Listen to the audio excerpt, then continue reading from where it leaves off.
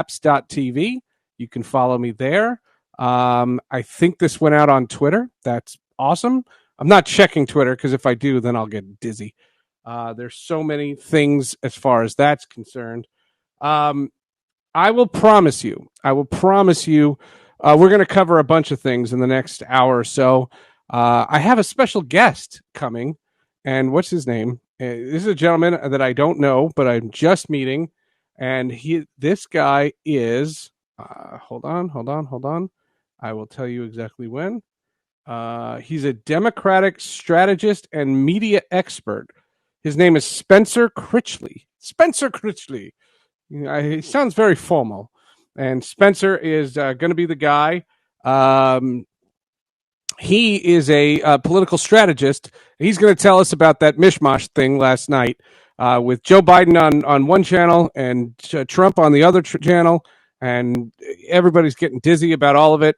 And I don't care if more people watch Trump. I think more people like to watch train wrecks. And that was certainly a train wreck. Mark says hello. Great to see you back on Haps. Yes, Mark, nice to be back. I'm very excited to be back. And you're in Los Angeles, so it's 9 a.m. So hopefully you're up and comfortable. Pablo's there as well. And who else? We'll see who else comes to say hello. A little bit about me. Primarily, I'm a sportscaster with a little bit of pop culture in there. I have been in broadcasting for 26 years. 26 years. It just means I'm getting old, man. And I have covered baseball for 26 years. This year's a little different. I started covering, I've covered all sports, but I started covering the New York Jets this year for Sports Illustrated, and I have yet to see a victory, and I don't think I'm going to see a victory. And I'll probably not even have the job by the next time they win because they're that bad. And I've been watching all of the sports. I've been following sports within this pandemic, and I have a lot of opinions about that. For example, I'm very pro getting the NFL done. I just want the NFL to do it a little differently. What I want from the NFL is just to acknowledge that there's a problem. You know, the Indianapolis Colts this morning had their facility closed, and it's not a crisis.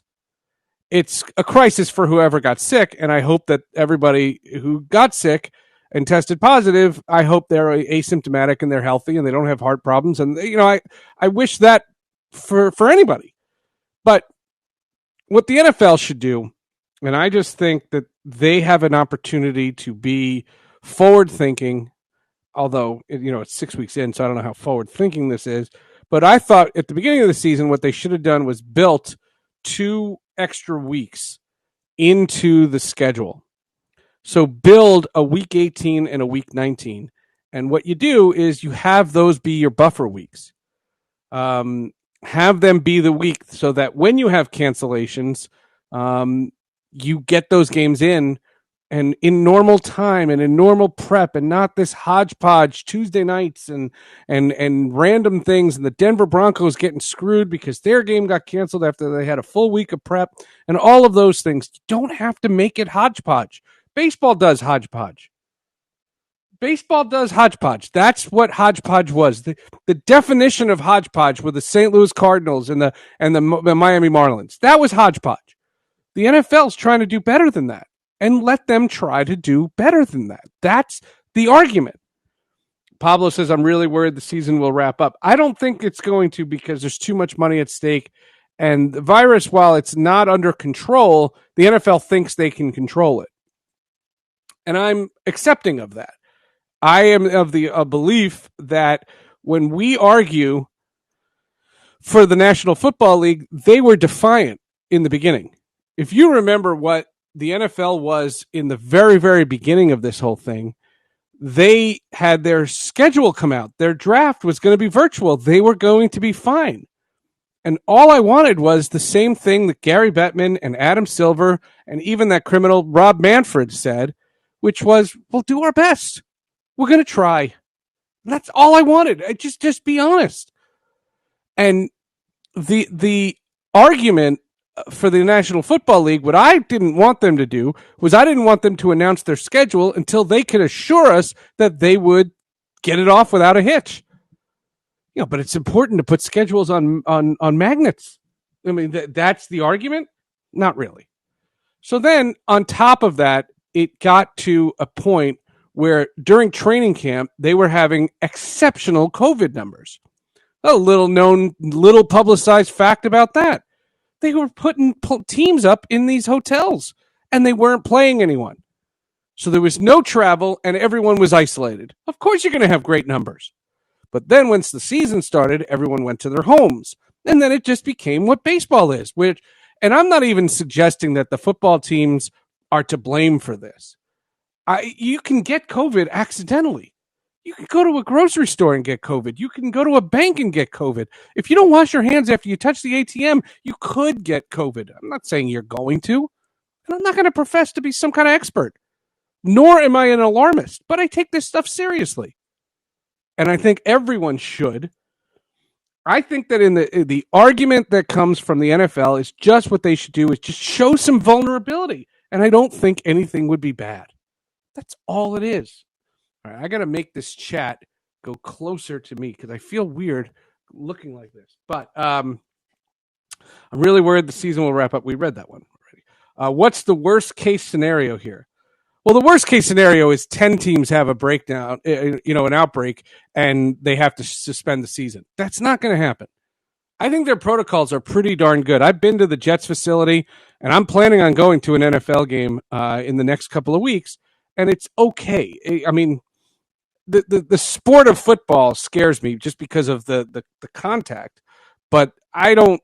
So far, it hasn't been spread from team to team. Like when the Titans had their outbreak, it went wildfire in the Titans locker room, but it didn't go anywhere else. So I don't think that can happen. This is my new favorite thing. My new favorite thing for the iPhone. Look at that. Can you see that? Potential spam. I love that. No, I'm not answering it. That's perfect. That's literally perfect. That I like. Okay.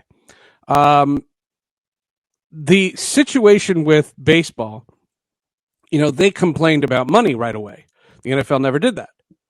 The NFL said we have to get these games played because they have a television contract and they were going to get paid even if they didn't play the games. So they are just in that position. And I remember talking to Tony Romo and Jim Nance on my podcast about the games, and they were taking it very honestly and very seriously, but that was it. But that was it. And if, we have this argument that the NFL was going to have an outbreak and we knew it, I don't think that means we're gloom and doom. I just think they should be prepared, and they should tell us right now, the Super Bowl is being pushed by 2 weeks. Plan ahead. Plan ahead. And you could do that easily.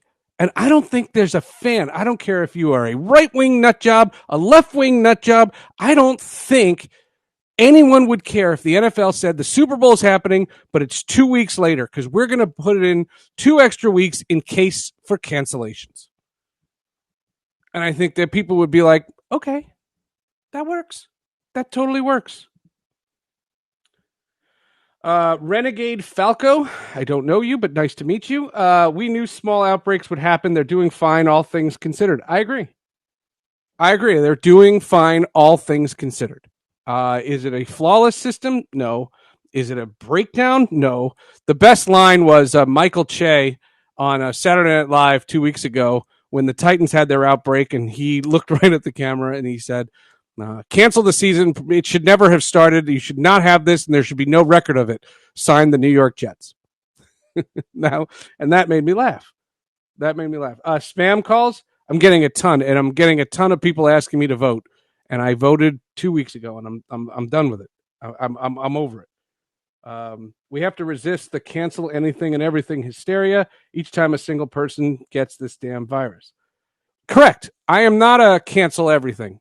What I want to do is just do it responsibly. And my proposal was just give them a buffer week so that if the Colts can't play this week, and I could look up who they're playing, but I don't want to touch anything with this computer and break anything.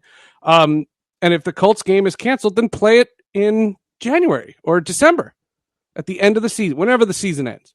That's how I would do it. It's very different from the other sports. And I think then you could put teams in hotels again. I just don't think you can have a situation for a regular season and do it in a bubble, because you can't take guys out of society. Like, you have to be able to live. You have to be able to see your families. The NBA players and the NHL players that did it, all their comments was it was long and they missed everything and they felt bad. And it was great to do, but it was tough. The Colts play the Bengals. Oh, Peter's going to be my official producer here. All right, tell me who the Green Bay Packers play. Let's see how fast he is. Adam says hello from Los Angeles. Hello, Adam. How is Los Angeles? I heard it's hot. I heard as hot as anything over there. That's what I heard. They play the Packers play the Bucks. Oh, that's right. Aaron Rodgers, Tom Brady. Yeah, see, that wasn't even a good joke. I didn't even have a good joke there. No, that's too bad. As far as the baseball is concerned, because I don't want to do college football, because then I'm going to piss everybody off. The baseball is concerned. First of all, the Atlanta Braves are a really good team, and I thought the Dodgers 1-1 in the sixth. That's all you could ask for. Down 2-1, 1-1 in the sixth inning. You have to win that game, and I don't think the Dodgers have anybody to blame. I know people are going to point to Kershaw. He had already given you 5 innings. Should they have pulled him? No, probably not. How about this? I didn't say it then. I would have said no more than 6. And it was funny. The references on Twitter last night were all about Grady Little, and I was at that game. And Grady Little, a lot of people believe I should have kept Pedro Martinez in. And this is like the anniversary of the Aaron Boone game, and they left Pedro in too long. And, my funny thing about Clayton Kershaw, I mean, he's going to be defined by his postseason failure. There's no other way to describe it. But the Braves are up 3-1, and it's very funny. When I'm 3-1, I want it over. When I was 2-2, I'd want it to go the distance. I'd root for a 7th game. Now, I don't want to see the Dodgers come back, because they're not going to come back from 3-1 down. And I think the Braves are going to go to the World Series. And the Braves are going to play probably Tampa. Now, Houston won again, and it was very funny last night. I was watching the town halls, the train wreck town halls, and I flipped because both of them were in a commercial at the same time. And I know that I'm a cord cutter and I don't do traditional TV too much, and but that's what I was brought up on, and that's what I studied when I was in school. Counter programming. If you're NBC and you know that ABC's in a commercial, don't go to commercial. And vice versa. So anyway, I flipped it over to I guess TBS does TBS or TNT, one of those. I don't know. It's Hulu Live. That's how about it? That's how I know it. I don't know what networks these things are on. I know Brian Anderson called it, and he's great, and he's the man. He's the Brewers announcer. He's my buddy, and he did a great job calling it. Because Correa hit that home run to snap a tie in the 9th, and the Astros live on to fight another day. And there's 2 things about the Astros that I can tell you. Number one, yes, I know they're a bunch of cheaters. Bill says pro sports is losing money and fans if they don't play. Agreed. But they have to do it safely, and they have to figure out how to, if there's an outbreak, you have to put the game aside and not put the game ahead of safety. Bill, I hope you agree with that. I'll do like Biden. Did I answer your question? No, let me know, Bill. The argument from my standpoint is the Astros. Yes, I know they're a bunch of cheaters, and I know that we all hate them, and that we didn't want them. Number one, they shouldn't have been there, because that hodgepodge season had that stupid first round with the best of 3. And I told you, a best of 3, any team can win 2 out of 3 against any team. I don't care if you're the best team in the league or the worst team in the league. That's not how it works.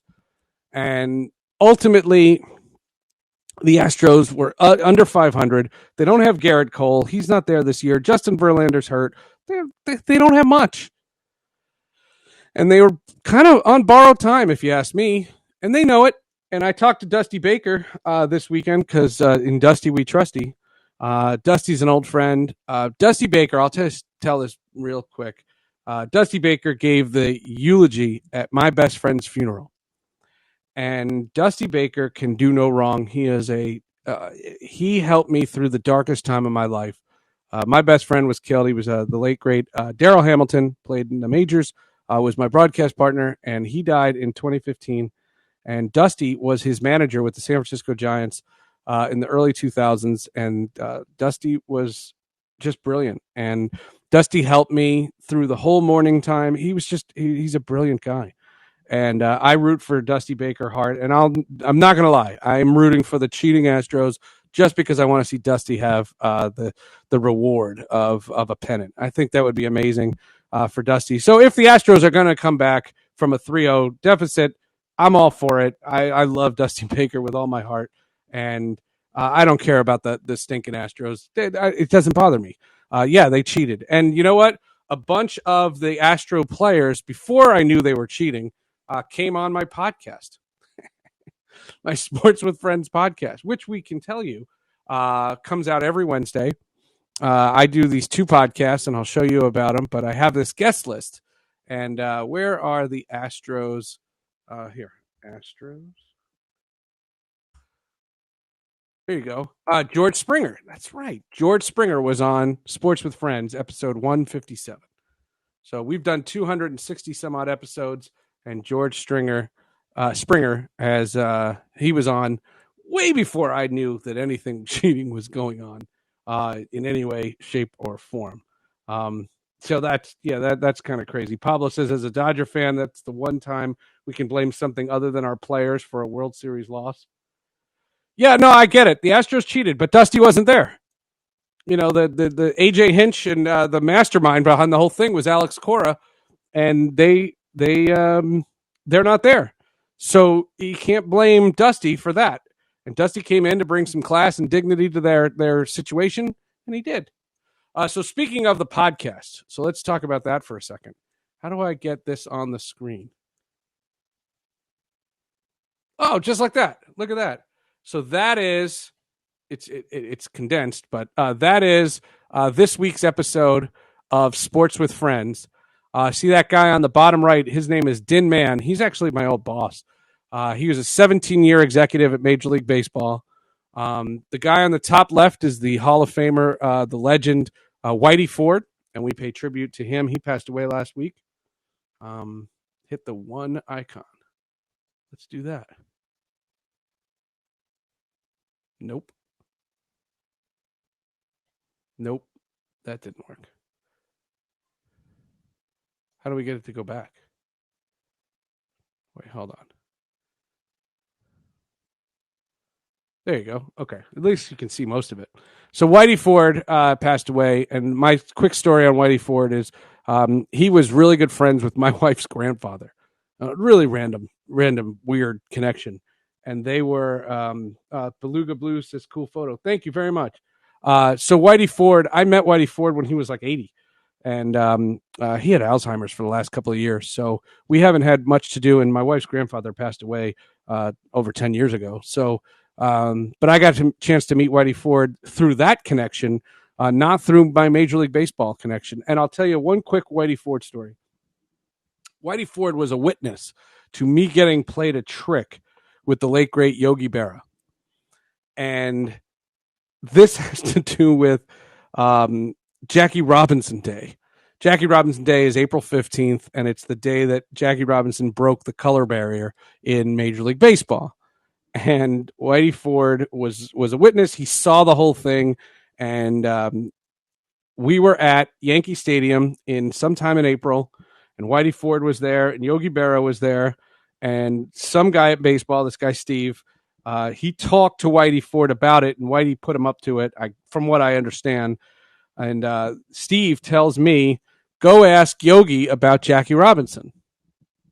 So I go up and I say, Mr. Berra, can I talk to you for a moment about Jackie Robinson? And so we get on camera, we roll, and I said, Yogi, when I say Jackie Robinson, what comes to mind? And Yogi Berra, you would have thought I said something criminal. And he literally says, that mother blank was out. That guy was out.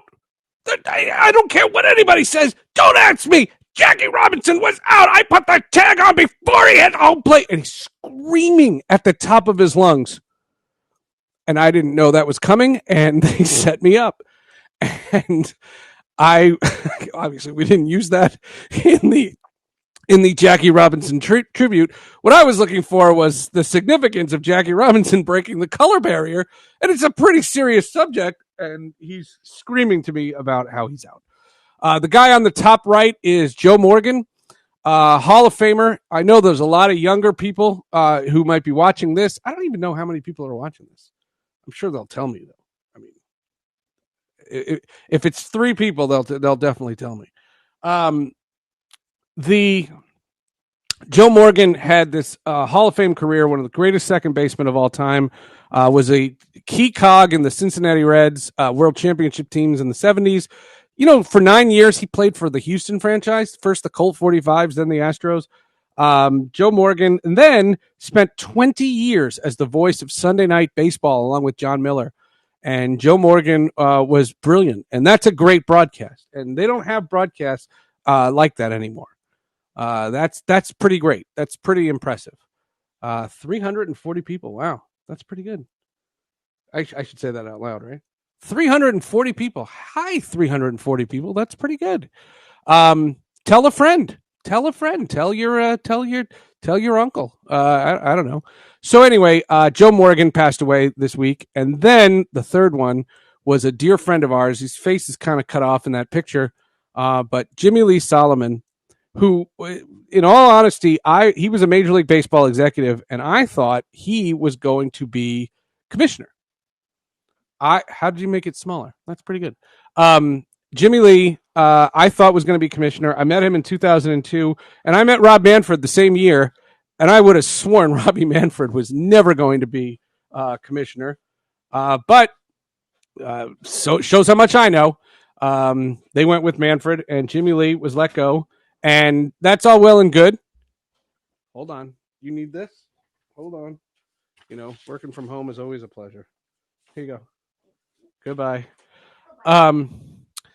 And Jimmy Lee is the creator of the Futures game. He created the Civil Rights game. He created the RBI program, which is reviving baseball in inner cities. He is just he was a hell of a guy. He knew everybody. He was friends with Stevie Wonder. I don't know. He knew everybody. And I always thought he would be commissioner. And he was dear friends with my best friend, Daryl, which we now brought up Daryl twice. That's weird. But Jimmy Lee Solomon knew Daryl very well. And actually, that was my connection to him. And Jimmy Lee Solomon died of a heart attack at age 64, and very sudden and really awful. And I feel so bad for him and his family. And I guess there's a funeral tomorrow, and it's going to be on some live stream or something. And that's what that's the way we do things now in 2020. So anyway, so Din Man joined us to talk about all 3, and he had great stories about all 3, plus stories of his own. His grandfather was one of the original owners of the Astros and helped build the Astrodome, and that was a fascinating thing. So Sports with Friends is coming up on this week. That's this week's episode. Okay, that's the first thing. Okay. All right. The next thing I want to tell you about is the fact that we have a new sponsor on Sports with Friends. And just because I told Peter and Pablo that I would do this, I'm going to do this.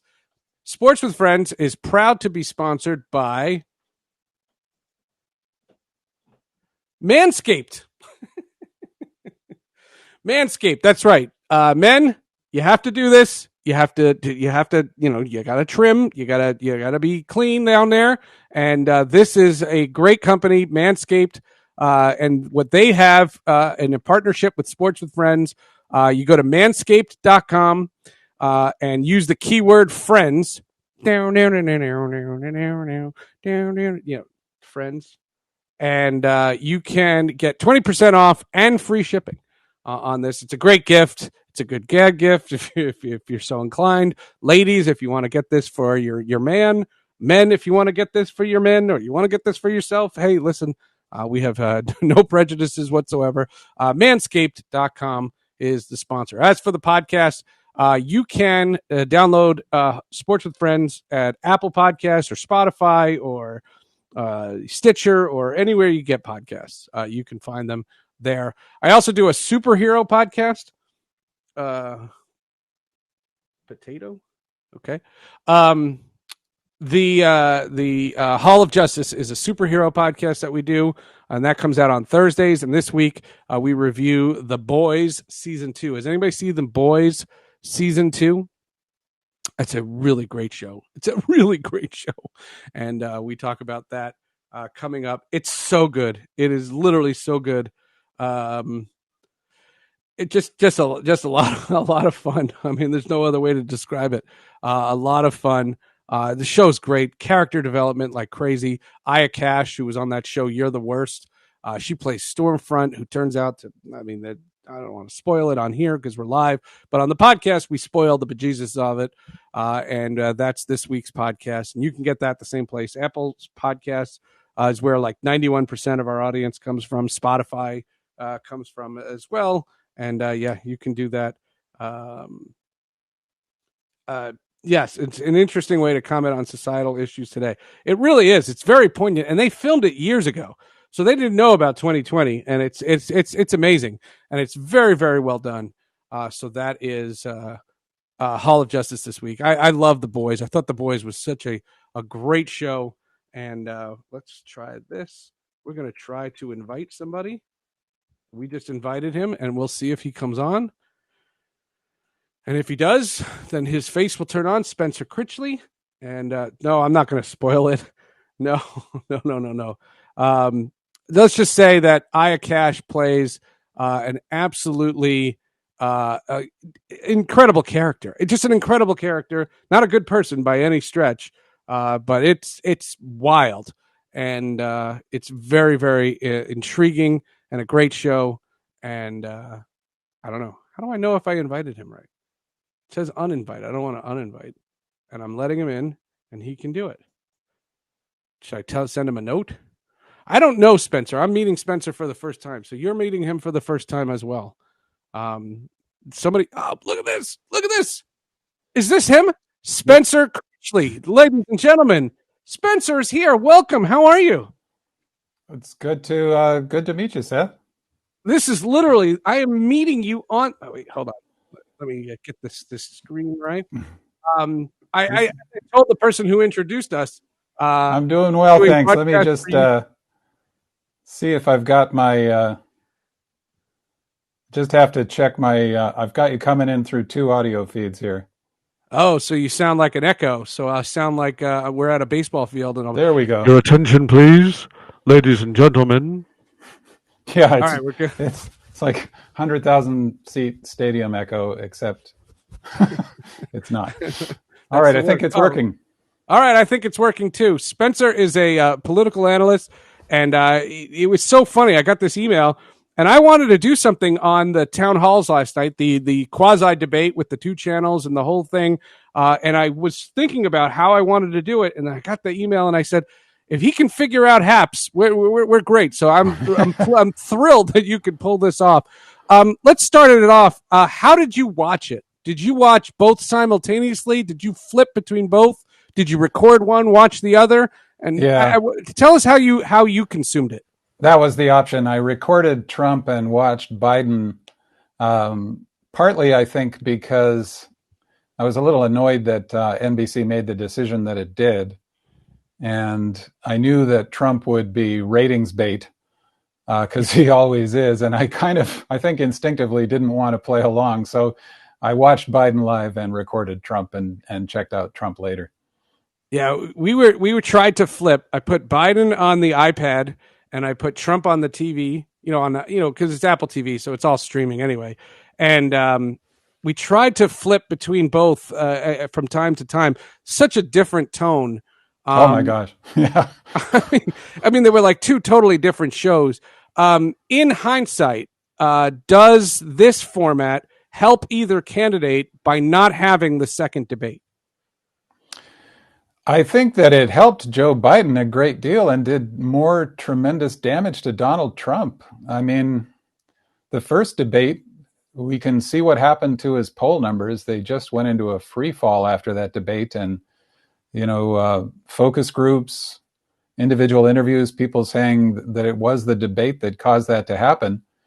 I think some folks were worried that by giving him this town hall without an opponent last night, he'd have the chance to do something good for himself and use it as an hour or so of political advertising. But it was, I mean, somebody said maybe the Biden campaign should report that as an in-kind contribution to them, because I just think he did himself more serious damage. And I think also Savannah Guthrie was quite an aggressive interviewer, which didn't help him at all, because she kept pinning him down on the facts, and he does not do well when somebody does that to him. Right, he did it more than Biden would have, and there's I think she was more aggressive than Biden would have been. I think you're right. The interesting part about it that I don't understand is, tell me if some of my facts are incorrect, but that Chuck Todd suggested that NBC offer it to the Trump campaign, and Trump took it. And what I didn't understand is why he does that and doesn't go on with one of his cronies, Tucker Carlson or Laura Ingraham or Hannity or one of those dudes, and why he didn't go into a place where he had his comfort zone. I understand he's trying to convey a message to undecideds, and so setting him up, but doesn't he have to go to a place that's friendlier for him?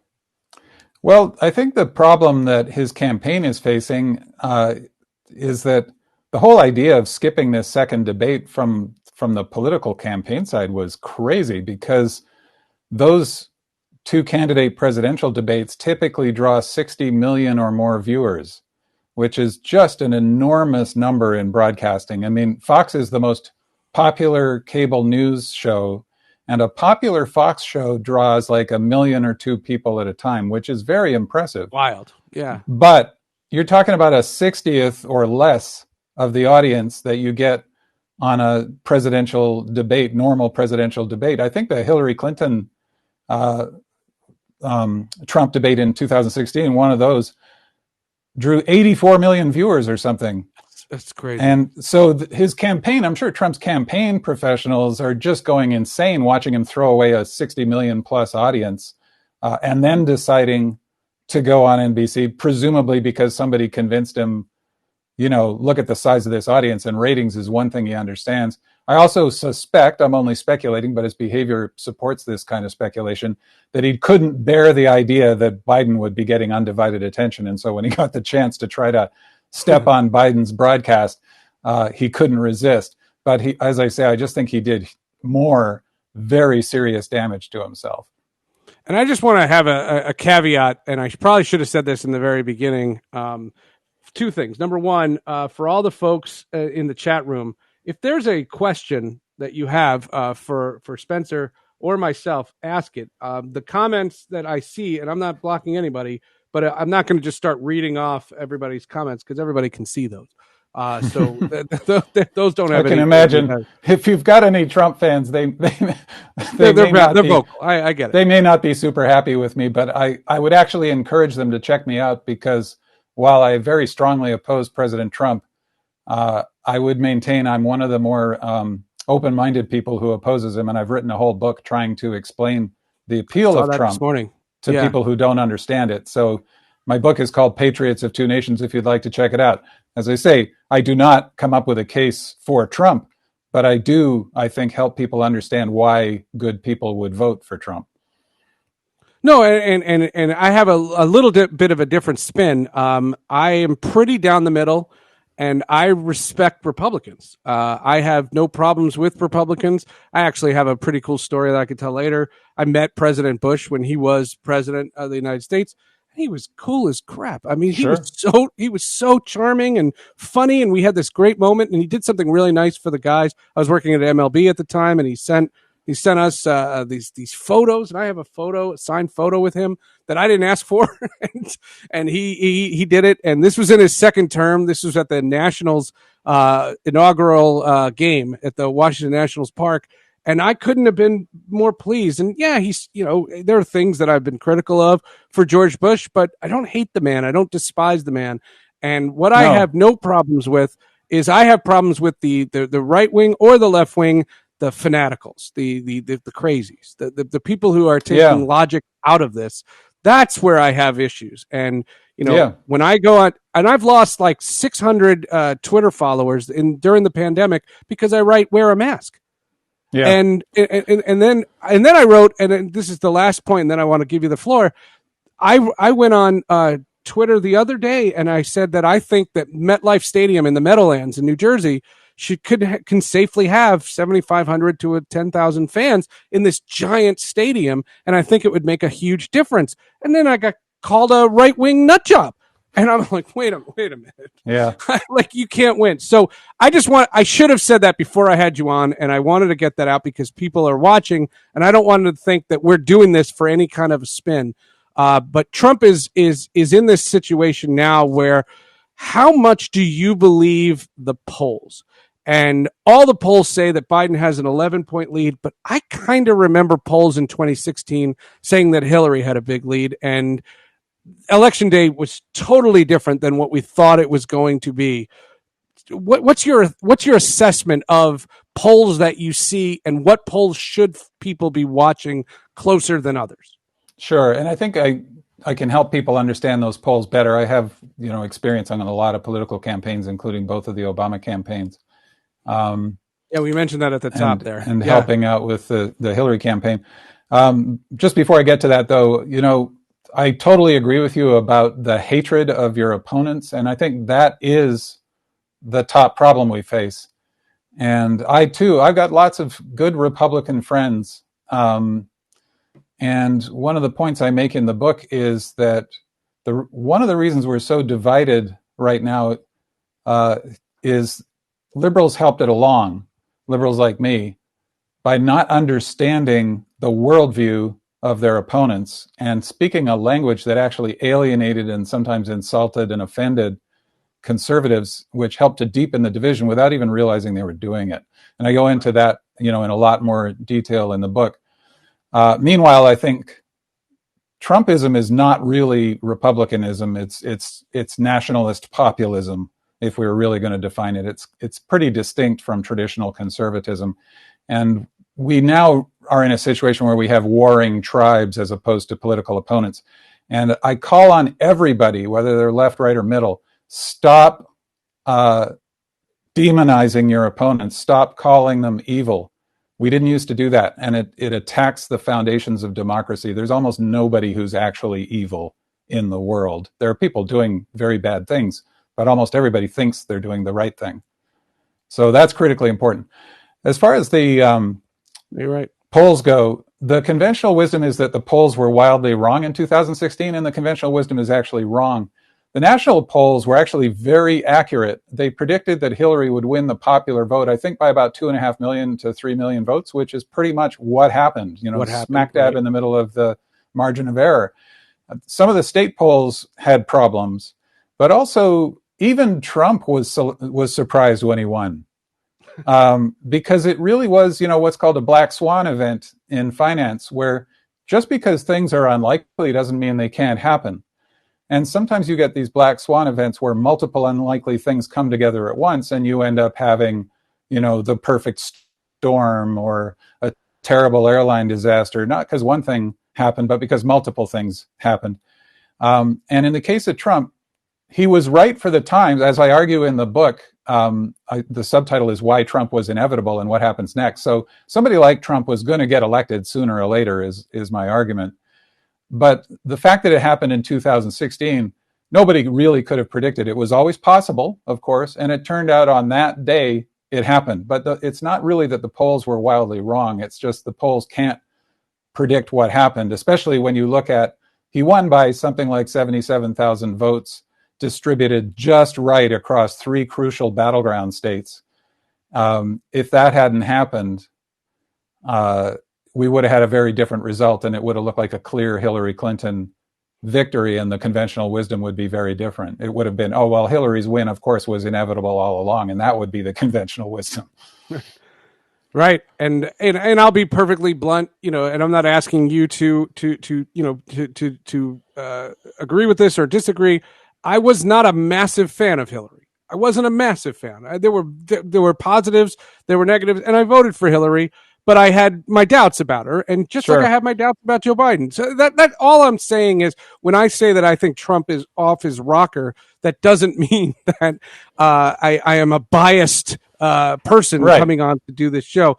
I wanted to ask you, though, from ABC's standpoint, why they didn't ask Joe Biden about the New York Post story with Hunter Biden, and just the idea that, again, I'm not trying to play favorites, but for the amount of grilling that Savannah Guthrie gave Donald Trump, you have to ask him about that, don't you?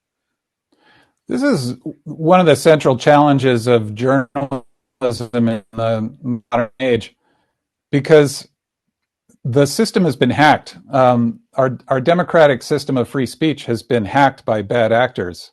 And what I mean by that is, free speech is, one of the most important features of our democracy. And the fact that our government has to bend over backwards to avoid squelching anybody's free speech is actually, unusual in the history of the world. And it's even unusual in the contemporary world when you look across the globe. The trouble is, bad actors like Russia, for example, or unscrupulous political operatives hack that system. And the damage is amplified geometrically, like by powers. It's not just multiplied. We're talking about cubing it, the damage or more, through social media. So the old saying is that a lie travels halfway around the world before the truth gets its boots on. And there's research that backs that up. On Twitter, for example, false information that's inflammatory spreads 6 times faster than the truth will. And so that New York Post story reeks to high heaven of a Russian disinformation campaign. And Giuliani, who's one of the primary sources, is clearly a tool of Russian intelligence. I'm not just saying that. That's what our own intelligence services are saying. And they warned the president of that a year ago, according to recent reporting. So what do you do if the New York Post runs a story that really smells, and multiple fact checkers have looked at it now, and it's a really, really flimsy story that quite likely is just basically made up beyond some core truths, like, yes, Hunter Biden was on the board of that company, but that looks like that's about all that can be checked out.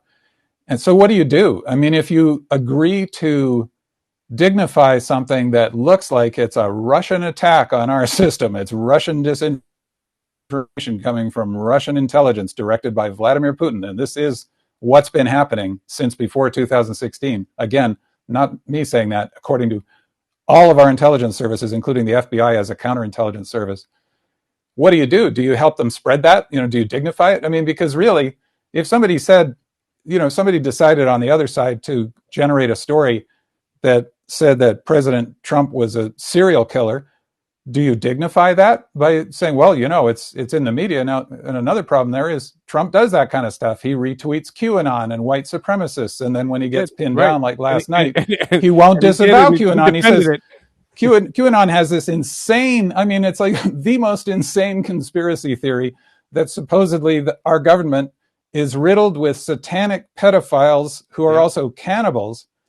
And instead of people going, yeah, well, that's insane, we have a president who pretends he doesn't know what QAnon is, but says, I understand they're against pedophilia. I think that's very good.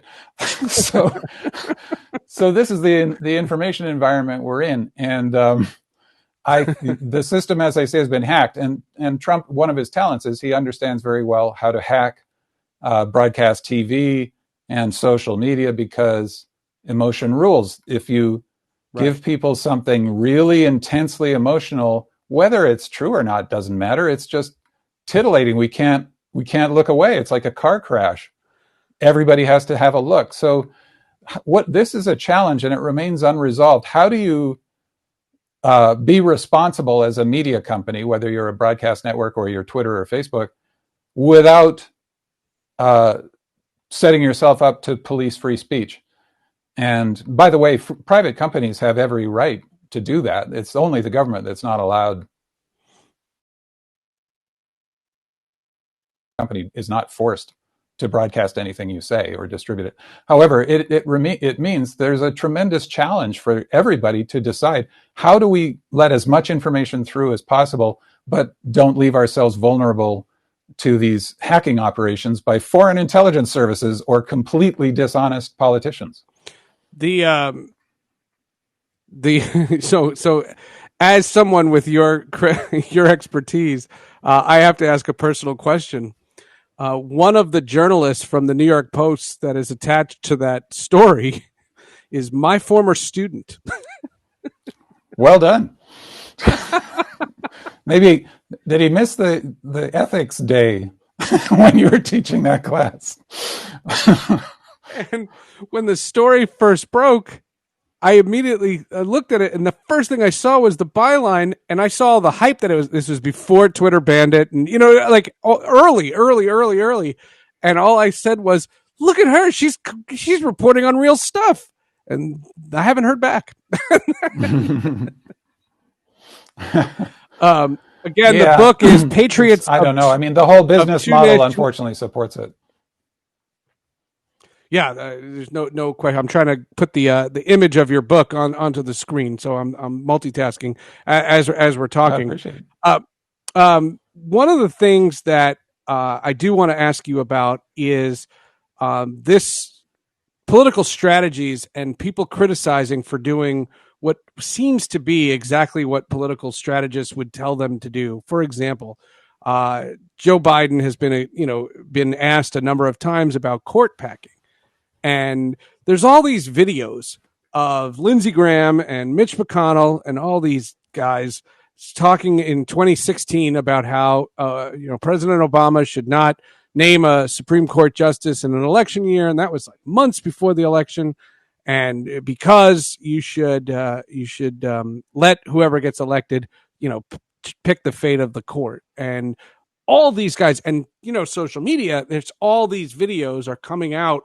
And they're showing all these Republicans saying this.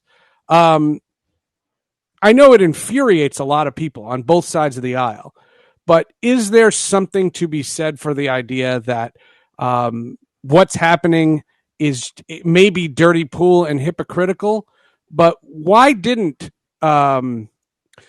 what is the basis for saying that it's immoral to shove a justice into the system 3 weeks before an election? Yeah, it's I would say it's not immoral. It's kind of borderline immoral. I think it's unethical, and it's damaging hypocritical, isn't it? Trust in our democracy, which pardon me?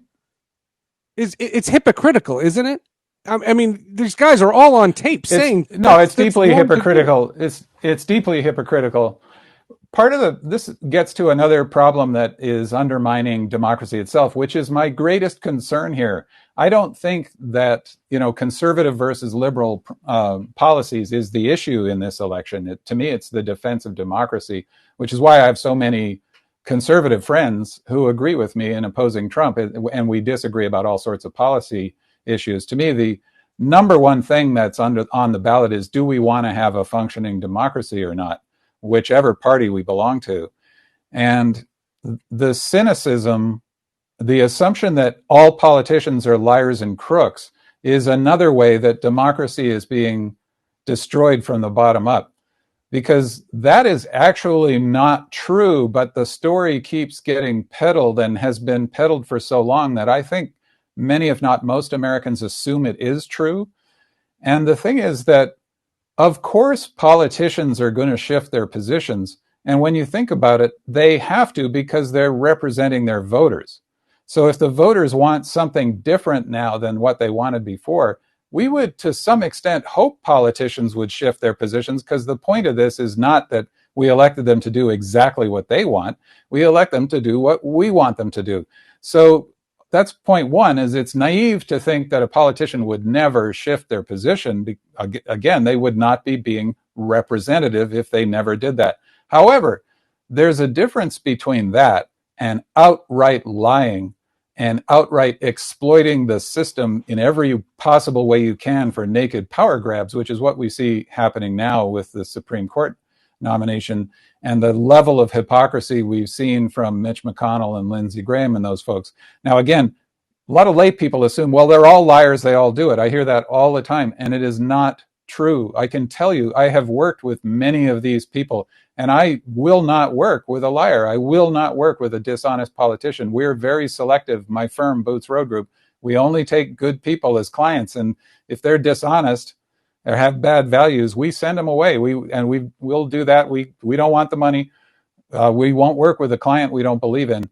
And every single time I have spoken on behalf of one of my clients or advised them on what to say or written a speech for them or whatever it is, it always starts with what's the truth. And it's 100% requirement that what we are about to say is true. Because if you actually want to be effective, you have to be trustworthy. Once you tell a lie, why would anybody trust anything you say? So if you go back to previous presidencies, for example, whether it's Barack Obama or George W. Bush or George H.W. Bush or Bill Clinton, of course you will find people spinning and trying to put the most positive face on things when they're serving as spokespeople. They're supposed to be advocates for their administration. But those people would not lie. If they felt there were things they couldn't say or they wanted to spin, some of them, of course, were more aggressive at spinning than other ones were, but they would not lie. And if someone was caught lying, like, for example, during the Reagan administration when they were caught lying or when Bill Clinton was caught lying, that was a really, really big problem for a very good reason, because it eats away at democracy. You have to basically trust that, yeah, of course they're going to have an opinion. And of course, of course they'll probably be biased, but you expect them not to lie. And what we're seeing now is that the average American assumes they're all lying all the time. So you just choose the one that's on your side. And that means that's not a democracy. That's basically warlordism. It's a thugocracy. It's amazing. It's pretty amazing. Do you have time? Can I ask you just one more? Let me just check my, I've got about 4 or 5 minutes. Okay, I promise. And I appreciate this great deal. I appreciate your time. Joe Biden, taking all the policy stuff and throwing it out the window, he seems less confident in his speech than he did 10 years ago, 15 years ago. He seems like he's getting older, and he seems like he's slowing down. And I'm voting for him. You understand? It's not about that. I'm not looking for a spin here. How can he assure the American people that he is up for the job? And I'm not the only person that's seeing this. Could an undecided see this and literally vote the other way, literally because they just don't think he's, I don't want to say well, because he doesn't look sick. He just looks older. And he looks like he's slowing down, and he stutters a lot. It looks like they're feeding him like numbers upon numbers upon numbers, and he's trying to process it all. My heart goes out to him because I do think he's a man of integrity, but I just wonder if I think the job of being president will be easier than these next 3 weeks. Yeah. Do you think the job of president will be harder than these next 3 weeks? No, I think the job of president he can do because he'll be surrounded by good people, and he'll have the ability to do all these things. I think that these town halls, he looks not nervous but shaky and I would actually I disagree. I know what you're talking about, but I disagree, and I would encourage people to actually watch last night because he is not being fed to him, knows that stuff. I agree. You can tell he's older than he used to be. And let me declare my bias here. I love Joe Biden, just like everybody who's ever worked with him or been around him. Right. He's a wonderful person. And he's also very, very smart. This is another one with a conventional wisdom that he's sort of goofy Uncle Joe, because he's fun, and he does commit gaffes and stuff, and he wears his heart on his sleeve and all of that. However, there's a reason Obama made him virtually a partner in the presidency and gave him international relations, in particular Iraq, and put him in charge of the recovery effort during the great crash, which was one of the most successful, efficient, and fraud-free, waste-free major government programs in history. It was incredibly successful, and people forget, it paid for itself and more, and gave us the economic recovery and growth that we've had ever since, and that Trump has slowed down while jacking up the debt. So yeah, I think we would be denying the truth to say that it doesn't seem like Joe Biden is older than he used to be, but I think he is every bit there. And when he quotes those statistics and policies, sometimes going on, with more than the person thought they were going to get, he just knows all that stuff. That's one of the big arguments for him. Is he's really an expert in all of this stuff. Also, consider the alternative. If you have concerns about whether Joe might have lost a verbal step when he's speaking, and you're going to choose the guy who recommended you try injecting bleach to beat the coronavirus, or go for sticking somehow bright lights inside your body, or who believes everything that Vladimir Putin says and dismisses everything his own intelligence services say, and who will not disavow QAnon because I understand they're very strongly against pedophilia. I think you're looking for an excuse to vote for Trump, is what that's really all about. That's fair. It's fair. Let's put a pin in it right there. That's a great line. You're right, and it's not an apples to apples. And it was more of I try to hold the person that you're voting for to a very high standard, and I think you had a very proper answer. The book, once again, and I'm trying to put the book on there, and it's a little shaky and it's a little cut off. But it's called Patriots of Two Nations, Why Trump Was Inevitable and What Happens Next. Spencer Critchley, how can people find you online? Well, my home website is spencercritchley.com, SpencerCritchley.com. Wish my parents had come up with a better name for a URL, but what did they know at the time? If you want to talk about an on-air name, we can. No, I'm just kidding. Or the book is patriotsoftwonations.com. Or you can go to Amazon and just enter Patriots of Two Nations. It'll come up. I'm very happy to say that as of today, it's available as an audio book as well on Audible. Great. And again, I hope that people will check it out, either because they're liberals trying to understand why good people would vote for Trump, or they're Trump voters who are not going to find me saying I think Trump is okay, but who I think may very well learn more about why we're so divided and how actually the division we're experiencing now goes all the way back to the founding of the country.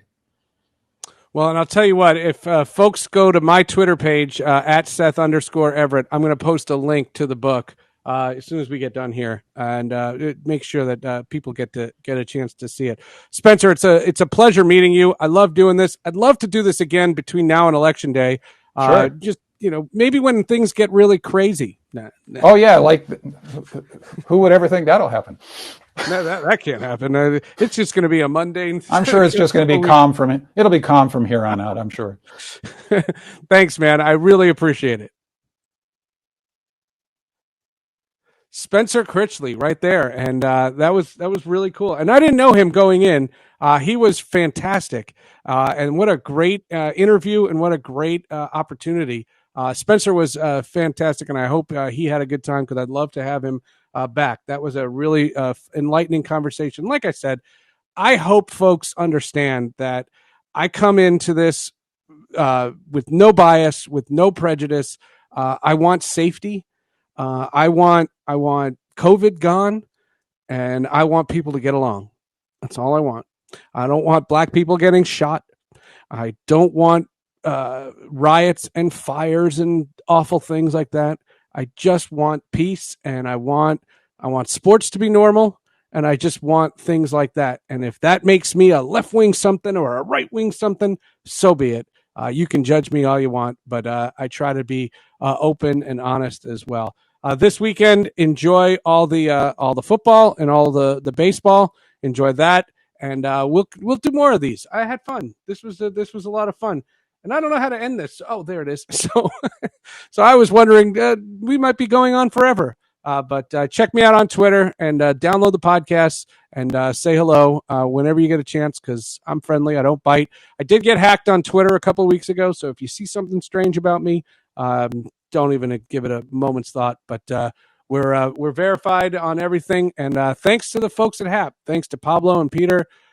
for helping me get started with this, and I'm glad we're doing it. And this is more to come. Have a good weekend, everyone.